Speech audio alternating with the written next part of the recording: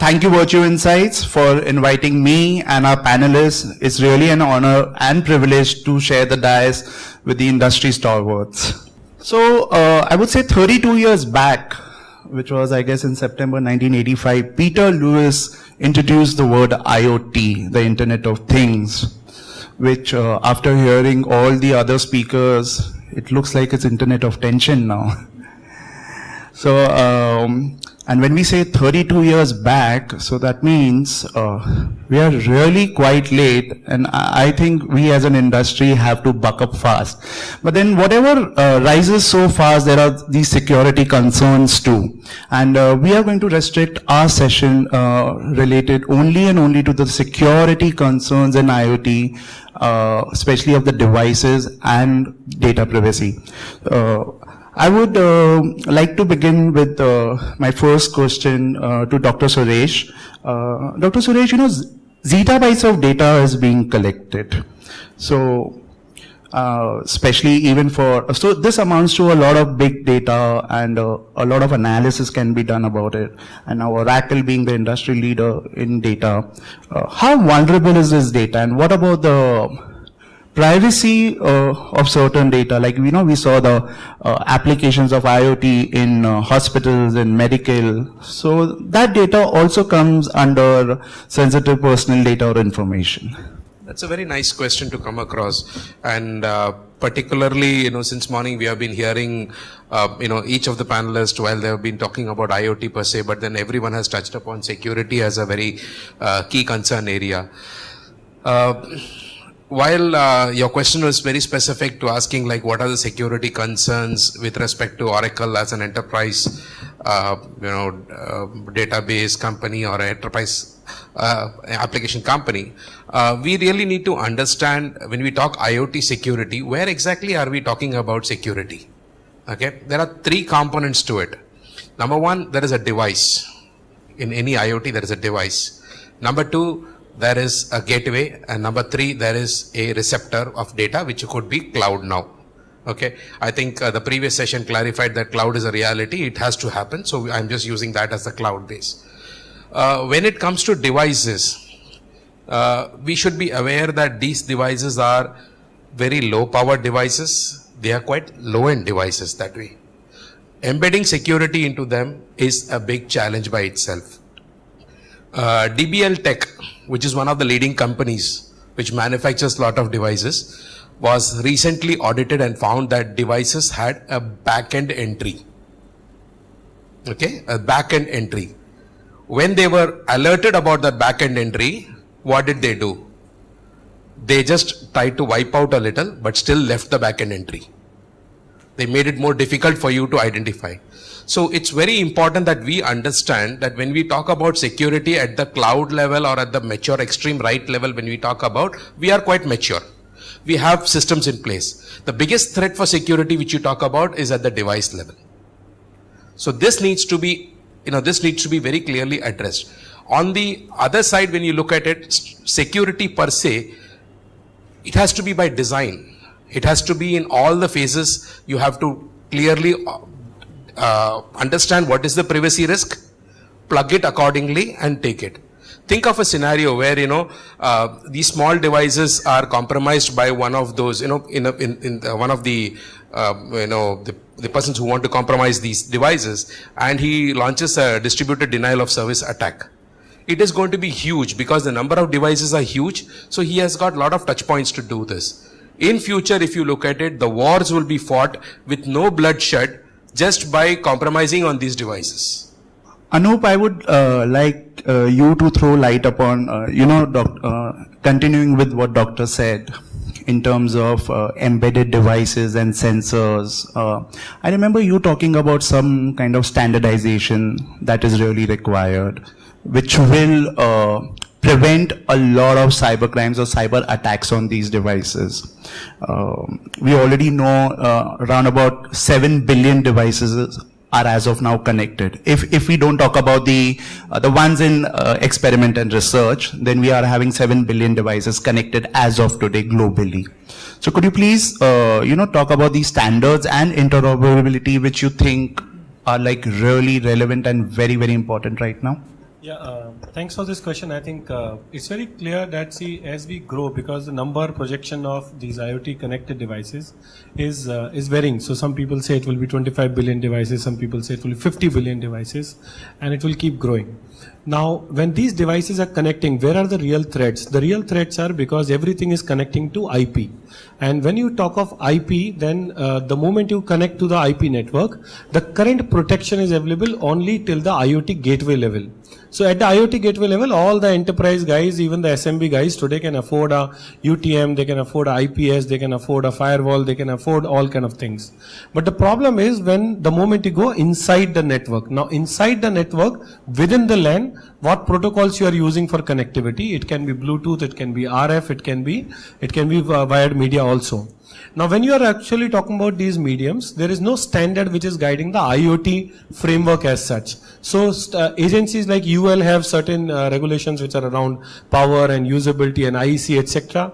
Agencies which are coming from a different perspective around connectivity like IEEE have standards which are around connected devices, but there is nothing which is talking about the sensors. Now, when you talk about these sensors, as Dr. Krishnan actually rightly pointed out that there are issues around these connected sensors as to what kind of security algorithms can you use. Now the moment you actually leave it free, then people would want to keep the sensor cost low and low. As the moment the cost is low, then you don't need to actually put in embedded security systems into it, and things like 256-bit encryption, which is required because 128-bit encryption has already been compromised quite a few times by now. Is something which is becoming very, very important. But if you have that kind of 256-bit encryption, then you will need a faster and an agile system, which means that the current wireless standards of .11 AG will not suffice. So you, at the lab level, have to make sure that standards like .11 AX actually come pretty fast. And that's where I think the challenge is for the government to handle, because, and it is also a great opportunity for India, because right now we are the first country who is actually experimenting a lot straight away from our wallets and our pockets, etc. So if we can actually come out with a whole set of standards in IoT right across from sensors to IoT gateways and things around identity and access management, then that will be prudent on our part to increase our pie, not only with the export perspective of sensors, but also to increase our pie across the globe in terms of design and implementation efforts and assignments that we can take across the globe with respect to IoT. Well said, Anup. Thank you so much. Vikrant, industries like Siemens, L&T, they are adopting a lot of IoT. I mean, I'm sure they have to adopt. But then, as Anup also pointed out about the standardization and other things, if we don't have this, it's quite possible that these, because, the embedded systems, they need not be the starting point of an attack. Any sensor can be the source of attack. Unlike in our cybersecurity, okay, we need that one server or something like that. So, what about, having security embedded as a design when you're deploying IoT? So, Internet of Threats, right? This is what we are looking at now. Number of devices, 30 billion, 50 billion, what all, right? The exponential growth from 7 billion, we are expecting around 9 billion this year is predicted by Gartner. There is big difference with industrial IoT and I'll say a B2C kind of IoT, right? With industrial IoT, again, I will segregate it in two ways. One is that with industrial IoT, one is on the manufacturing process side, which is internal. Second is connected products to gather the data to improvise my design. So this is the second, I'll say, aspect of it. In industrial IoT, people are, I'll say, little bit more relaxed because IoT is 3I concept, right? Instrumentation, interconnected, and intelligence. The first two I's, which is instrumentation, or I'll say PLC, SCADA, to the interconnectivity, which is the gateways, those are pretty matured in the industry. The PLC, the SCADA or control automation is pretty mature because it follows standards like ISA 99 or IC 62443. And that's pretty mature because it's a virtue of Industry 3.0. That's where they have adopted this first 2i. The challenge remains with the third eye when it gets connected to the cloud. Similarly, the challenge is for all three eyes when you are connecting your products which is outside the premises, like connecting the water purifiers or connecting the car to collect the data and do the design aspect. Now, I'll not say that any IoT is fully secured, but it is, whenever you are designing, it has to be secured by design. So you need to define that whether I need to go for a OS integrity if the devices need to be managed, or I need to do a AAA concept like the telco has in APN or kind of VPN network, which is access, authentication and authorization. Do I have the access method like 256-bit encryption for my TLS kind of a security? How do I do more secure on the cloud aspect? But yeah, depends on which phase of industrial IoT you are looking at. Whether it's internal stuff, you need to figure it out. The latter portion, which is cloud and connectivity for the predictions and efficiency management. But if it is connected product outside, you need to design it by starting from the scratch, that from OS integrity to I'll say secure testing. So that's the aspect. Yeah. Thank you, Vikrant. Dr. Rajan, Anup was also mentioning, and I would agree with him about, besides the standardizations, we also need certain kind of regulations which are specifically designed around IoT. And I'm talking around the Indian context. So what are your thoughts on that? How soon do we see that coming up? A lot of the regulatory framework and the principles and the surrounding guidance on standards and the emerging standards and what are the standardization bodies that we are involved in has already been specified to some degree by DOT. All right, so and they as licensor have already gone ahead and proceeded on that.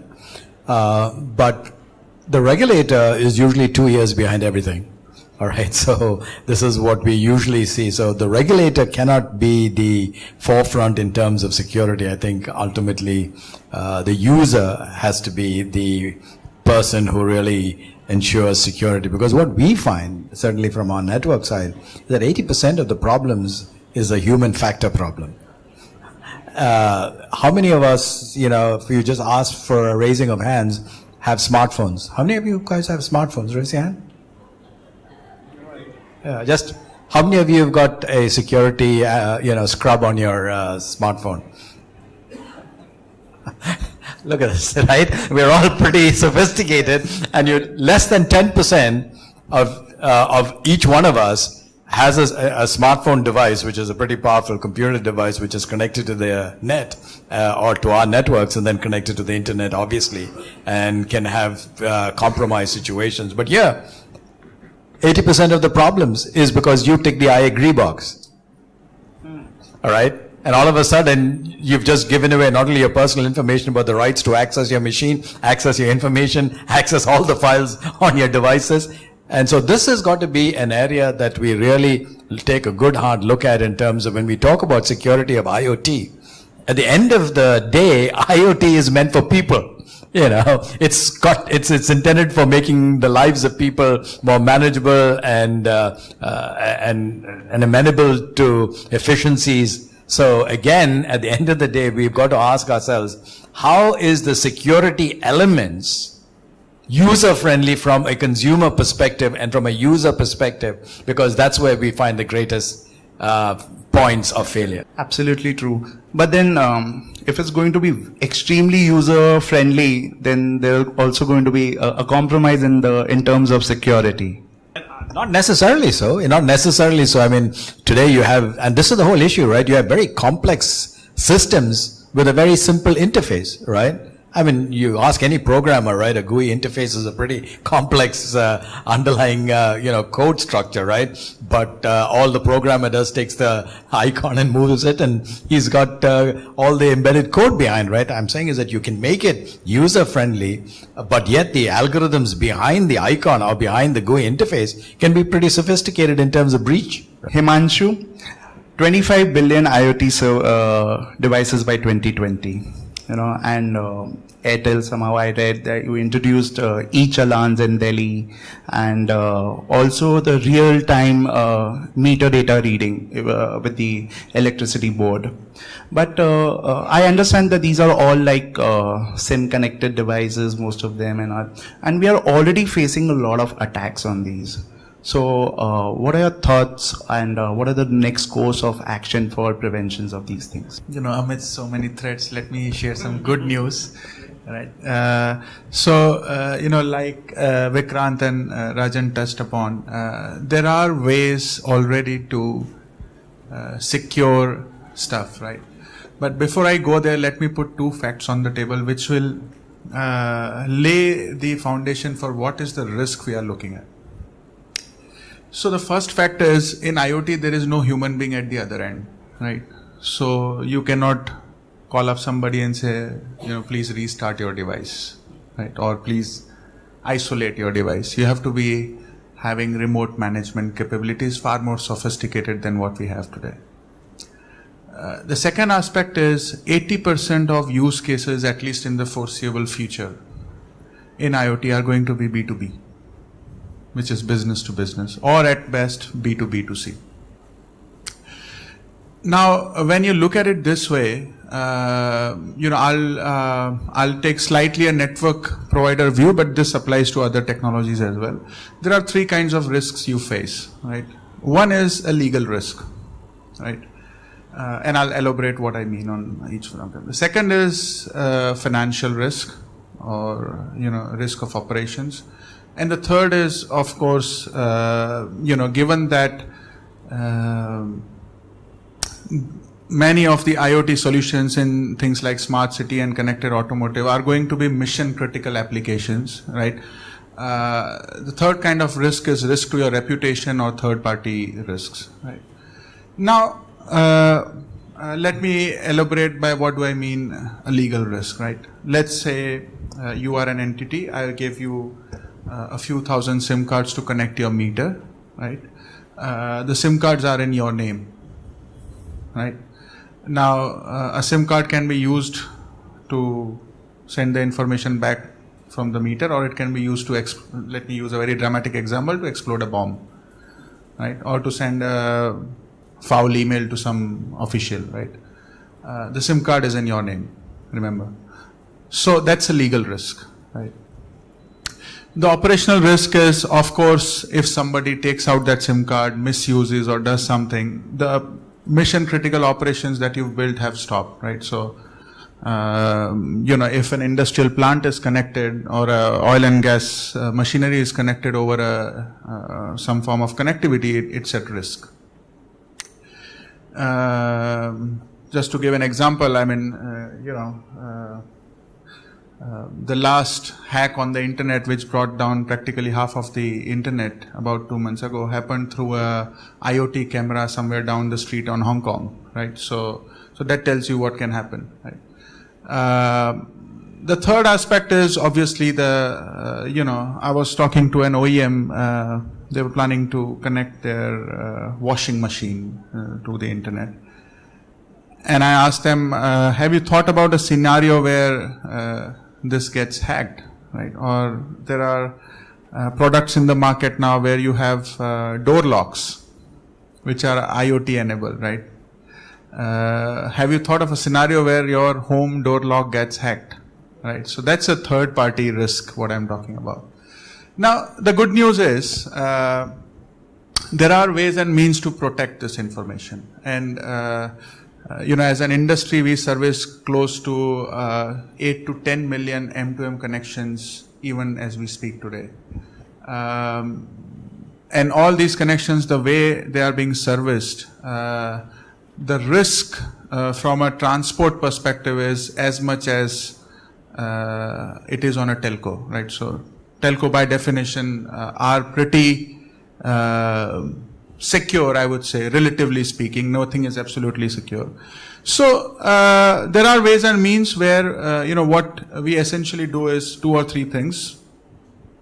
We design the connectivity in a way that the traffic never touches the internet, right? So 50% of the risk you like you say, if you want to stay safe, don't go in a wrong place at the wrong time, right? So if you are able to channel the traffic in a way that it never touches the internet, you've solved the problem to some extent. The second aspect is we are able to create connectivity in a way. I'm not intentionally using technical jargons, not to bore the hell out of people. Is that connectivity can only be used with that device. And that device is hard code bundled with that connectivity, right? So that prevents a hell lot of second kind of exposure. And the third is obviously what we do is by the virtue of these things, we restrict that the connectivity only talks to the intended property. It could be an intranet or an internet property. It cannot talk to, it's not a general purpose internet SIM card. By the virtue of these three things, what we are able to do is give complete guarantee or peace of mind to the enterprise saying you are not at risk, right? Or you are only at as much risk as a telco is. Right. And I'm not saying this as, when I say we, it's the industry. It's not Airtel or Idea or Voda per se, or Jio for that matter. So I'm saying, there are some ways and means to do this and scale this. We are seeing some very encouraging scale ups, right? To give you an example, after the, the demonetization, all the banks are ramping up their point of sales terminals, right? Now, this is, again, looks very simple in day-to-day life, but requires very high level of security because it's a financial transaction going through a SIM card. That's one of the biggest places where, we offer our services. And we've seen multiple fold increase in the deployment of these point of sales terminals after the demonetization. So there are scalable, usable solutions available today which can, help the current scenario. Obviously, nobody can forecast 5 or 10 years down the line, but.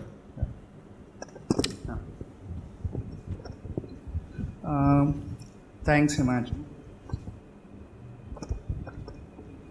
Hello. Okay. Vikrant, would you agree with him, with Himanshu talking about about the scalable solution? And especially, you know what, I have been researching a lot on the dark web, on the dark net, about these ransomwares. Ransomwares have been very common as far as in our IT industry is concerned, but ransomwares being now specifically designed for IoT. So, they can hold your industry or a complete machinery to ransom, they can hold you hostage to it. So, no, I agree with what Himanshu spoke about, right? And as I was referring the industrial IoT example, there are two use cases generally IIoT is looked upon. One is that how do I improve my efficiency, or how do I predict the failures so that downtime is minimized. Okay, when we say that the control automation and SCADA system is in place, they are with a very secure network.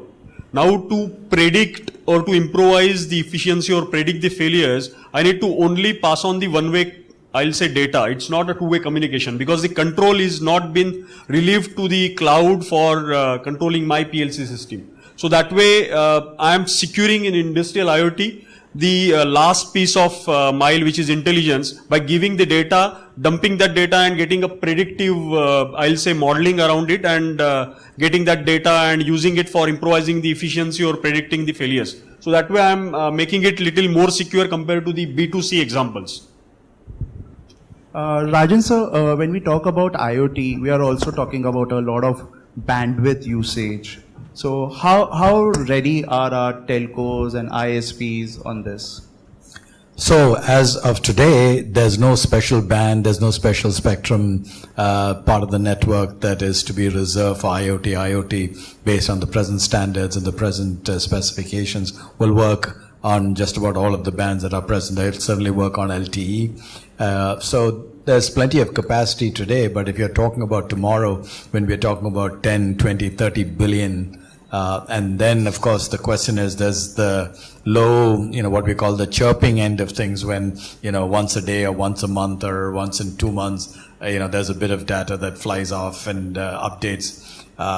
There's that end of the IoT mission. And then there's, of course, the high end, what we call autonomous machines like the cars, right? Or even a airplane that lands at the moment that it touches down, it spews out something like 30 gigabits per minute of information, right? So again, when you go to that extreme, obviously you need high bandwidth, low latency. So it depends upon the application. Presently, fortunately, our networks have the capacity. But as we look into the future and look at these types of volume increases, and depending on which end of the spectrum you go to, obviously there's going to have to be investments in the network. And we were at Barcelona, which is kind of the industry event that is held every year on mobility. And there, to a T, every mobile operator was complaining how they were going to have difficulty finding the investments necessary to scale up their networks given where revenues are going. So, given this challenge that you have where your demand is almost, exponential, the revenue keeps going in the opposite direction, then resources required to keep your networks up to snuff, because that, without that level layer, you can wish whatever you want, won't happen.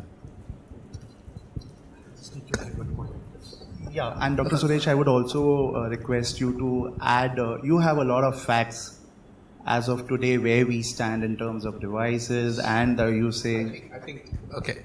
So I just wanted to add one point to what Rajan sir said. My view is right now, while IoT is a reality, in the past few years, I think we are in the phase of experimentation at this point of time. While we have some genuine use cases that we are working on right now, but many of them are right now experimenting. And the day the experiment is over, everyone is going to jump the bandwagon immediately. So there is going to be a surge in demand for the bandwidth required. That is one. I have picked up some statistics. I thought since morning we were just discussing some statistics. I just picked up from IDC as well. We are talking about some 16 billion devices right now in 2015-16, and we are talking about something around some 28 billion devices by the year 2021. That's quite a big leap. We are talking about an annual growth rate of around 23% compounded, which is quite a big stuff which is going to come down. Also, we are talking about revenues. Right now, the revenues are around 2 billion. We are talking about revenues going to almost 7 billion. So what does it represent for a country like India, which is a mecca of software? It's an opportunity for us. I think we all talk, Vikram used the word Internet of Threats. Internet of Threats. Now, if you're talking about it, ideally we are the best people geared to provide solutions on this. Okay? One of the weakest, well, as I said, the three parts, the device, gateway, and the cloud. The gateway and the cloud, we still have a lot of control. We also need to have some mechanism to harden the devices, because end of the day, as we just assume that we are going to do a smart city project, and we are going to buy all these, devices from, say, China. And if I were to, I'm giving you a fact that DBL Tech was found to have a backdoor entry. They have a administrator role which is called DBL ADM. It is built into the system. Now just imagine you have your power networks being your entire power distribution networks being managed by these devices. And if there is a backdoor entry into this whole thing, and if assuming that tomorrow, we are in a bad situation with China and, we are in a war-like situation, if China were to do a backdoor entry on it, what would happen? So this is where what we are saying is, while this technology is very good, think of the benefits of it. Yes, a lot of benefits are there. Performance, speed, revenue, leakage, loss, everything can be avoided. Completely agree with you. Himanshu, would you like to share? It was a very interesting thing you said about the immobilization of a device. You know, Yeah, that could yeah. be a great security feature. Could you just share with the audience? Yeah. I really found this particular example that he gave over lunch to be very interesting, very well thought of. Yeah. About the refrigerators, yeah. Yeah. So the thought process is, like Dr. Suresh said, a lot of people are experimenting, right? And the key learning for us in the past 2 years working with many of our enterprise customers is, if you're looking to scale up IoT, the first question to answer is how is it benefiting the end customer? It could be an enterprise customer or could be an individual customer. Now, the case in point being, we were talking about an industrial asset being monitored remotely and all the information coming, and the idea was to prevent theft of that industrial asset, and second, improve the efficiency of that industrial asset. Now we said, okay, we can figure out whether this has been moved from one place to another, right? And the customer came back saying, to find out is one thing, but to act upon it in India is another thing, right? If I have to send somebody, let's say in a disturbed area or in an area which is known to be a bit rough, would I risk the life of a potential, let's say could be an associate or an employee for a few dollars, right? Okay. I'll pay him a few dollars. Himanshu, you can be very specific about it. It's Yeah, okay. yeah. We can be in rupees, and it can be a refrigerator. Yeah. And it can be Bundelkhand also. Yeah, I'm saying, there is a moral code of conduct these days. So we're in election times. But, no, so I'm saying, the point is you'll have to, so the problem statement was, okay, you found out for me that the asset has moved. Now, what do I do about it? So we went back to the drawing board, picking up from the automotive industry and the standards that are available, that if an automotive can be immobilized, is there a way I can make the asset render useless if it has been moved from a geographical periphery? So it could be a television, it could be a refrigerator, it could be any such device. It could and be you anything. immobilize it so that the person is just not able to use Yeah, it. so basically even if he you- has made a theft. Yeah, so what we came back with is we'll create a geofence, right? And this is GSM based location tracking, so there's no dependency on hardware as long as the SIM is live. We said as soon as it moves out of a area of interest, it stops functioning. Right. But like we were discussing over the lunch, the problem which still remains is what if somebody, removes the device itself in the first place, right? Absolutely. And I was talking to you about areas in my city, Right. where they dismantle the entire motorbike in 30 minutes, right? So leave alone your IoT device. So, in essence, the point is you'll have to think differently. Yeah. When you talk about a developing country scenario, the ROI could come from a very different direction, which you might not have seen earlier. Many of our use cases are actually being justified by the fact that the power situation in rural or hinterland is not so good. And by putting something, which can connect the remote asset, there's a whole lot of value that can be generated. So that's what our learning has been. But again, going back to, the capability required to scale this up, right? So 2 or 3 things. One is, some of them we are working on. You need to have a horizontal capability which controls all the 3 or 4 aspects of an IoT value chain, right? Which Dr. Suresh also talked about. The device, the connectivity, the application layer, right?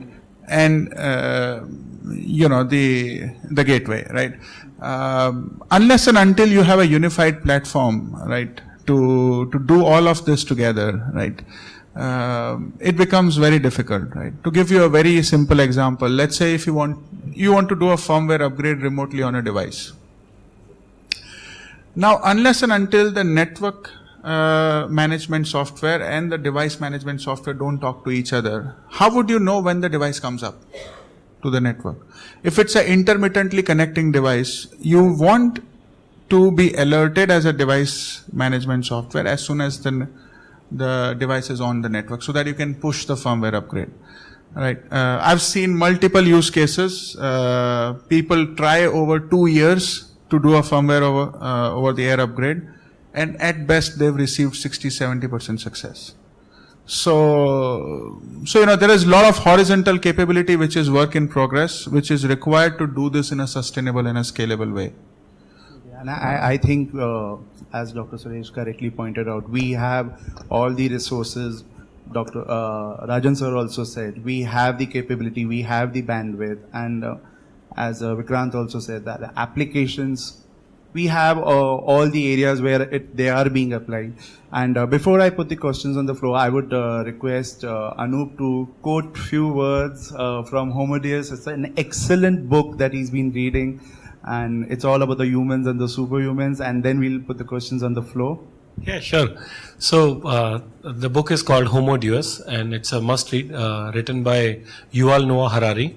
And in fact, he's written first book called Homo Sapiens, around the evolution of human beings.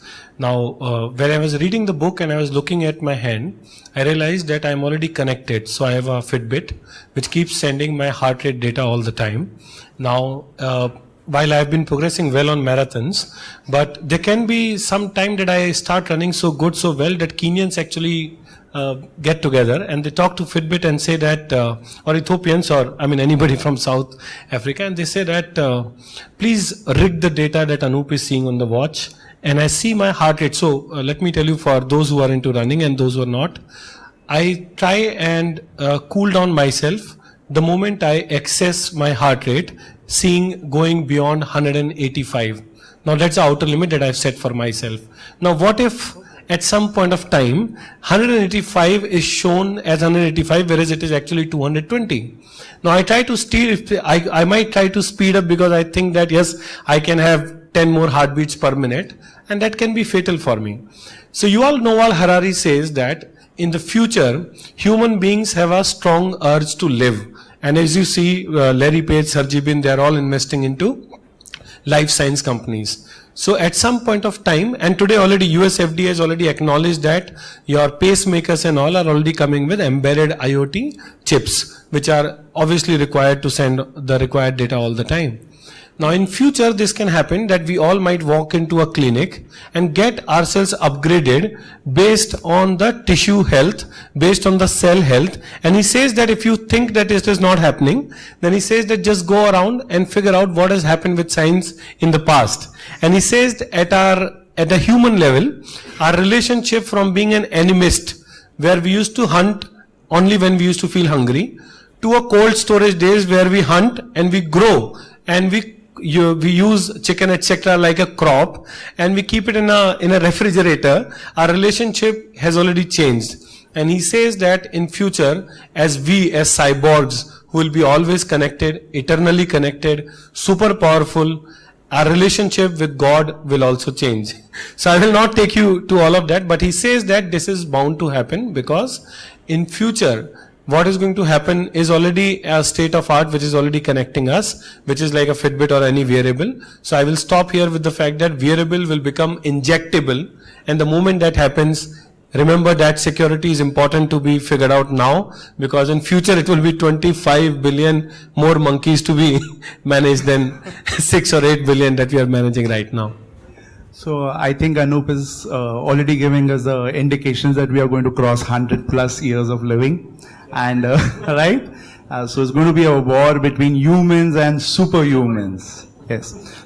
If you look at what the government requires for encryption for mobile payment transactions, it's already exceeded.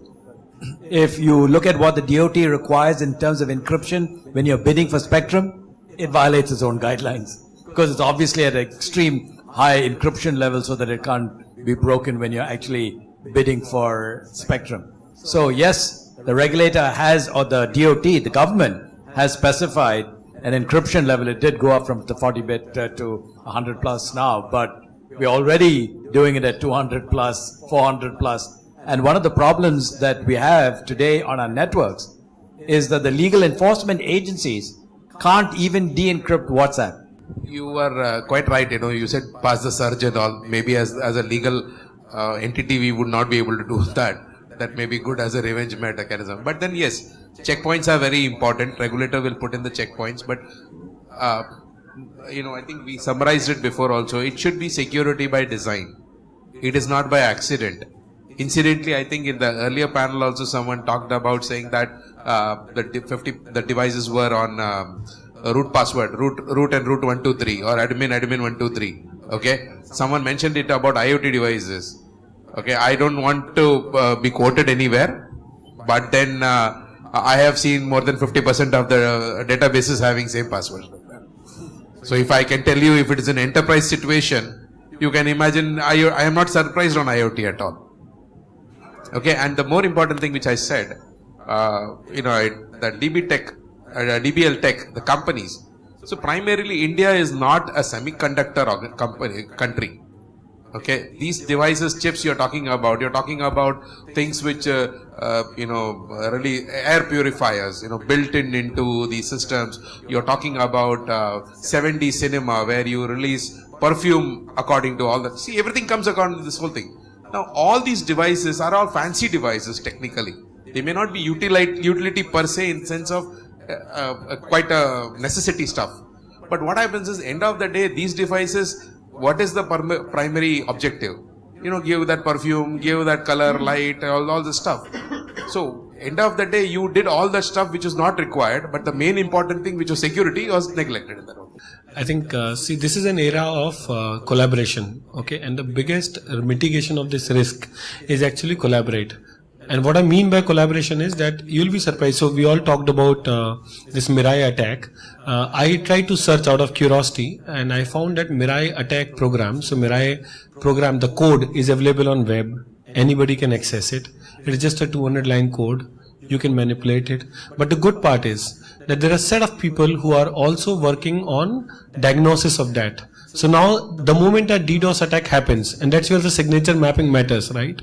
So in future, the moment you actually, this era belongs to collaboration, and the moment you actually see an attack, even a small attack or a small malfunction or a misbehavior of a sensor of any endpoint, report it, put it on the web, see what you have seen. I'm sure that there are enough number of people, if they are on the wrong side, then there are more and more number of people on the right side also to find out a solution for that. Yeah, correct. Yeah. So Himanshu, when you were talking about device security, you mentioned about certain points, right? Do not use a general purpose SIM card. Do not go over the internet. So can you add more color to that? What do you mean by that?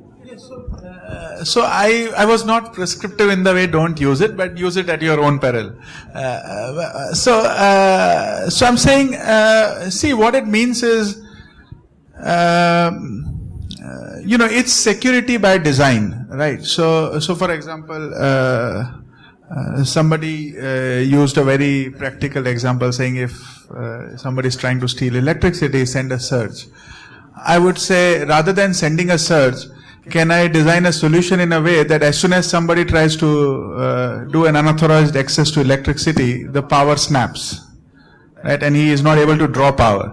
Right. So in a layman language, that's what I'm, rather than giving somebody a search, I'd rather design it in a way that he's not able to steal. Right.